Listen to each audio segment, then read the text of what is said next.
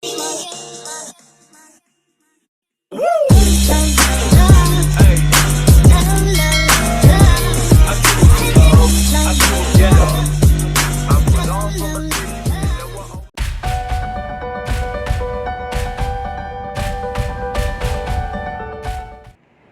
morning, my dear ABM and TUBS students. Welcome to our work immersion class. We are now on the quarter 1, week 3. I am your teacher, Mrs. Lori A. Develos. So for this week, we're about to discuss safety in the workplace. But for me, this is just a sort of review of what you have learned when you were on the grade 7 or grade 8 in TLE class. After going through this module, you are expected to, number 1, identify the safety measures in the workplace. Number 2, be acquainted with the occupational, health, safe, and healthy standards. And sideways and hazards are prevented. For your learning task 1, the title is Give Me My Name. Give the message of each picture, or what you think is the idea once you saw the picture. Then this activity can be found in your module 3, page 8. So we have only here 4 pictures. Let's continue. The Department of Labor and Employment under Article 162 of the Labor Code of the Philippines, the OSHS, was promulgated for the guidance and compliance of all concerned. So ito po ay batas. No?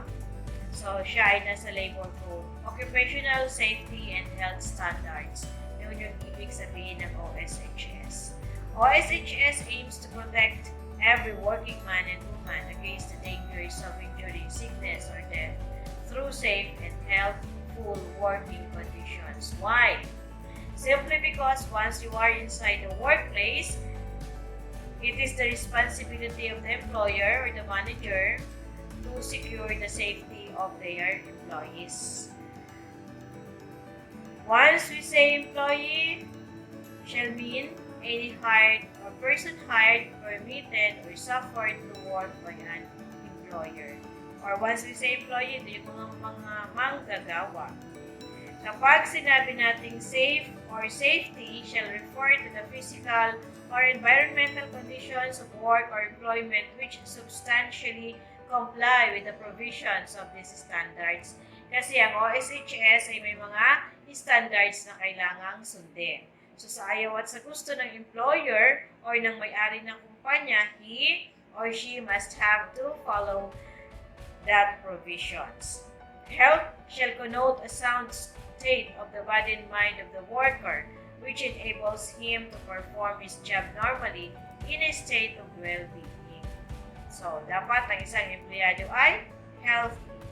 Work accident shall mean an unplanned or unexpected occurrence that may or may not result in personal injury, property damage, work stoppage or interference, or any combination thereof, which arises out of and in the course of employment.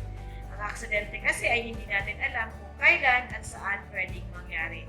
So, take a look of a situation that you encounter accident inside the workplace.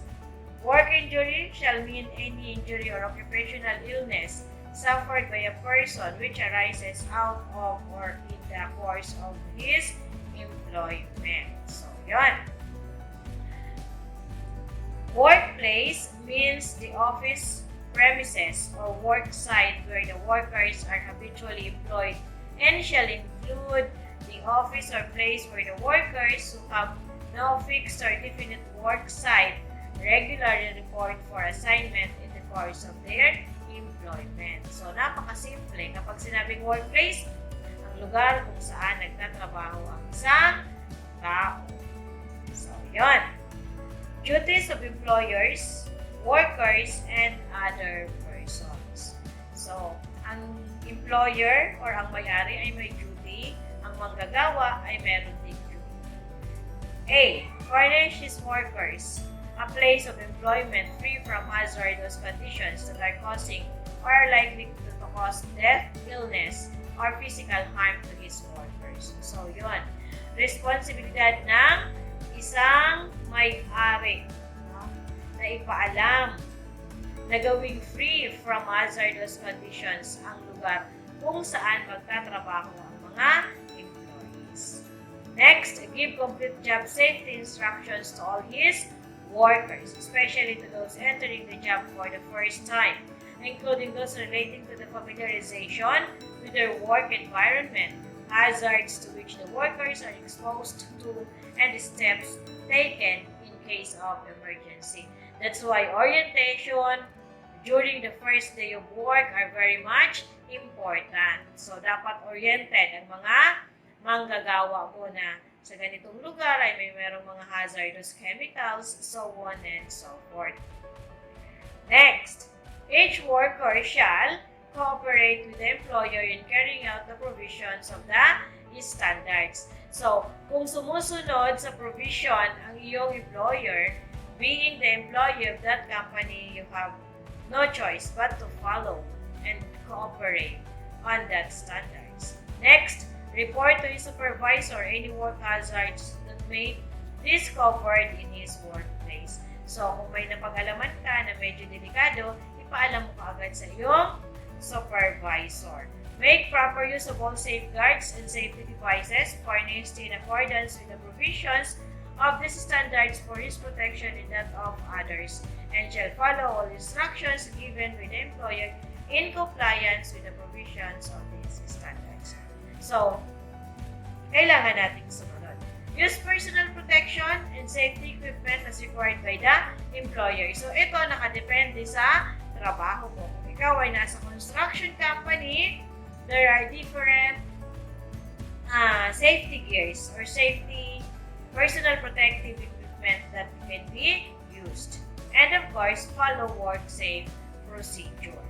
Number 3, it shall be the duty of any person, including any builder or contractor or enforcement agent who visits, builds, renovates, or installs devices or conducts business in any establishments or workplace to comply with the provisions of these standards and all regulations of the employer issued this under as well as with other subsequent issuance of the secretary. So it means it's not only the employer, it's not only the employees who follow those standards of this OSHS, pero lahat ng taong pumupunta sa lugar na yun. Now that our country is in time of crisis, here are some specific guidelines that DOH implements. No, lalong-lalo na ngayon na bumalik na naman tayo sa ECQ. Number 1, the employer must ensure that the workplace is properly disinfected, ventilated, and maintained. So, dito sa atin sa school, lagi pong dinidisinfect. May pasok, wala mang pasok ang lahat ng rooms. No? Every week yun. How much more kung meron kang mga empleyadong pumapasok? The employer shall also provide proper visual reminders for safety policies around the workplace to improve compliance. So, normal nung ating nakikita sa mga lugar na ating pinupuntahan. Wear your face mask, face shield, then observe social distancing.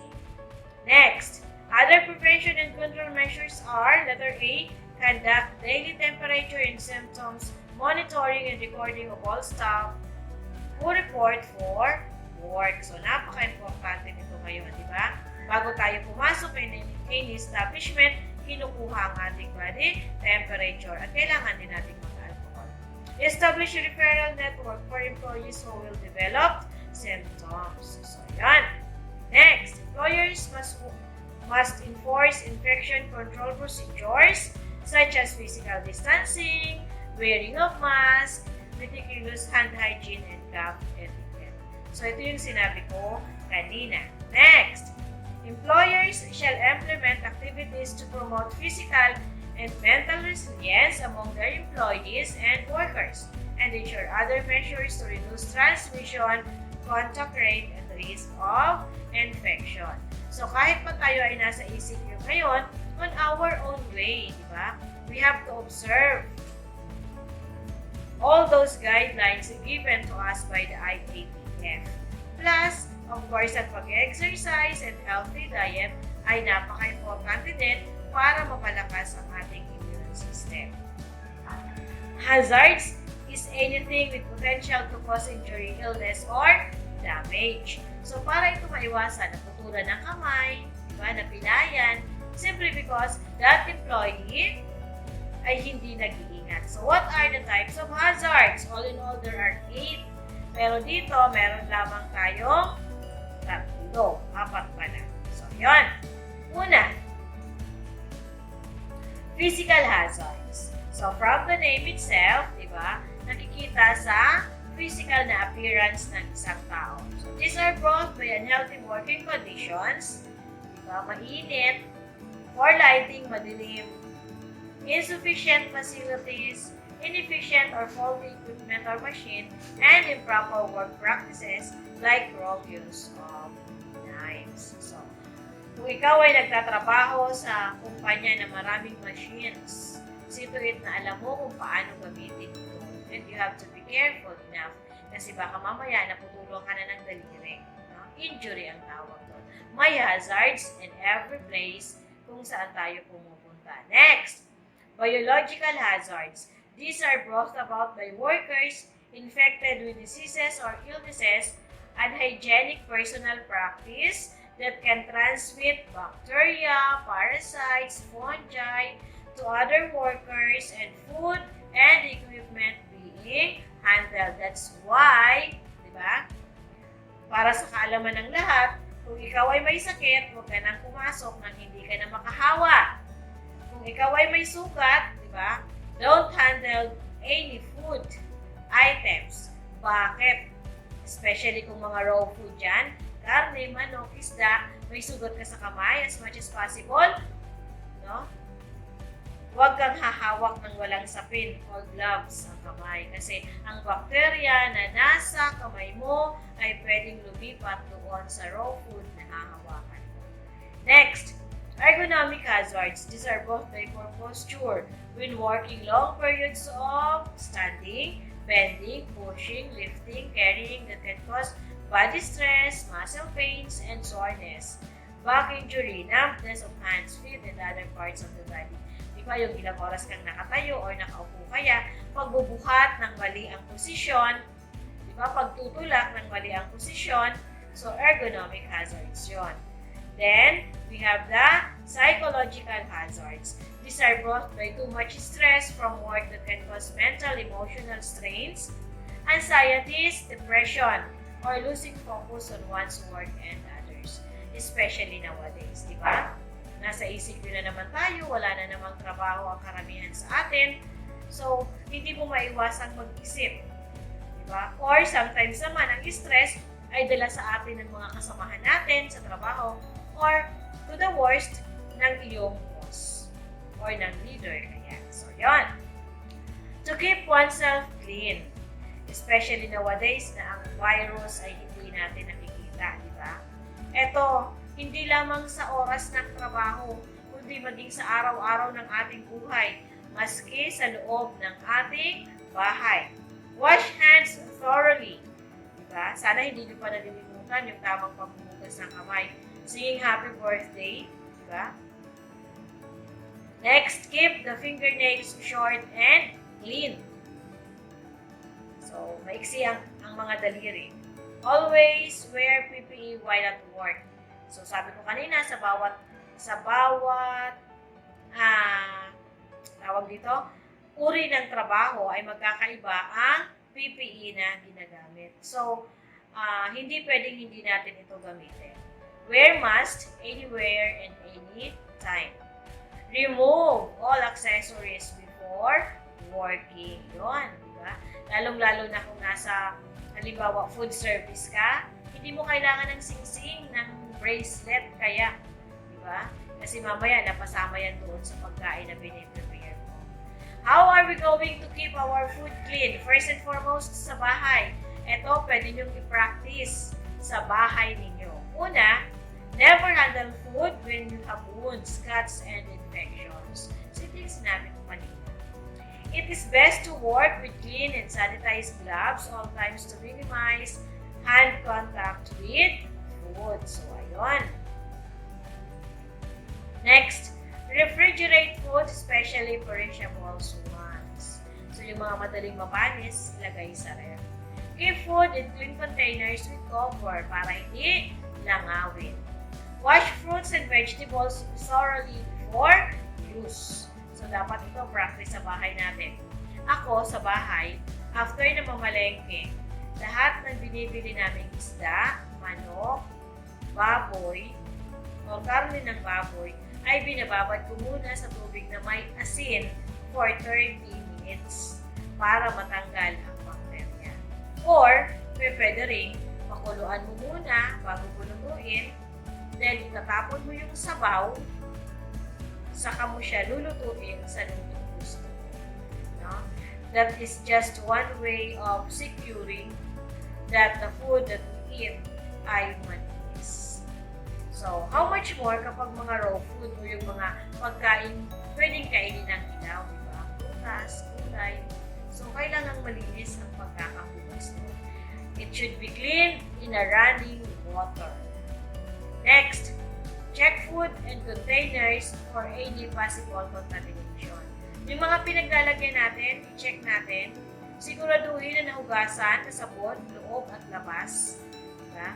Yung patalastas ng isang dishwashing liquid, yung may sebo na may naiwan, totoo po yun. Diba? Clean the containers of ingredients regularly. So, huwag kalilimutan, linisan din. Follow the policy of first in, first out. Then, label package of food to determine information. So, sa bahay, dapat meron din tayo nito. Yung mga nilalagay natin sa freezer, alin ba ang una kong binili? Ano bang lulutuin ko Monday to Friday? Dapat nakalagay ganon. Then, pag bibili tayo ng mga pagkain, huwag kalilimutang tingnan ang mga label na naandun sa balot ng pagkain. Especially ang expiration date. So, next, to keep the workplace clean, do not do personal hygiene activities in the workplace. So, bawal yun. Maligo ka, magpunas ka, bawal po yun. Do not eat, smoke, or spit in the workplace. Bawal kumain, lalong-lalo na kung hindi naman allowed na kumain sa workplace mo. Pero alam ko na ang paninigarilyo at pag-spit or pagdudura is really prohibited on our workplace. Do not sit on equipment and work tables. I don't know yung one before, if you still remember, di ba?